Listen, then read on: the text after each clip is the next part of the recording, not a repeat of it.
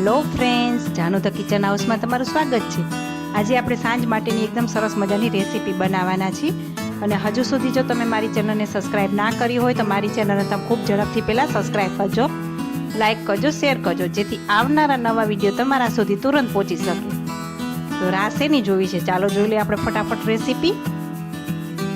સૌપ્રથમ આપણે અહીંયા 1 વાટકી મગની છડી દાળ, 1 વાટકી ચણાની દાળ અને અડધી વાટકી અડદની દાળ લીધેલી છે। 3 ચમચી જેટલી લીધેલી છે અડદની દાળને, તેને મેં આખી રાત માટે પલાળીને રાખેલી છે।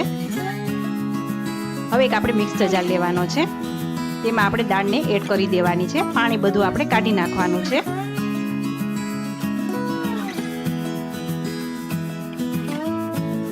તમે 5 થી 6 કલાક માટે પણ પલાળી રાખો છો। હવે તેમાં 1 નંગ લીલું મરચું એડ કરી દઈ, 5 થી 6 લસણની કળી એડ કરવાની છે, 1 આદુનો ટુકડો એડ કરવાનો છે।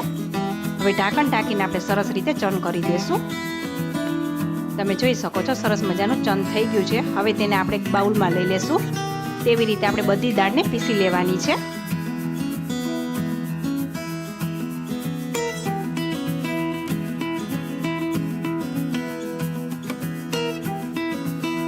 હવે તેને આપણે ઢાંકણ ઢાંકીને આપણે 1.5 થી 2 કલાક માટે રેસ્ટ આપવાનો છે। 2 કલાક જેવું થઈ ગયું છે। હવે આપણે ચેક કરી લઈએ। હવે તેમાં આપણે સ્વાદ અનુસાર નમક એડ કરવાનું છે। 5 ચમચી જેટલું જીરું એડ કરી દઈ, 5 ચમચી જેટલી હિંગ એડ કરવાની છે અને બધું આપણે સરસ રીતે હાથેથી મિક્સ કરી દેવાનું છે અને સરસ રીતે ફેટવાનું છે। જ્યાં સુધી તેનો કલર ન બદલાય ત્યાં સુધી તેને ફેટી લેવાનું છે। હવે આપણે ચેક કરી લેવાનું છે। આવી રીતના પાણીની વાટકીમાં આપણે થોડુંક ડ્રોપ મૂકીને ચેક કરવાનું છે, એકદમ તળાઈને। હવે અહીં તેલ પણ સરસ રીતે ગરમ થઈ ગયું છે, તેમાં આપણે નાની નાની પકોડી તૈયાર કરી લેવાની છે।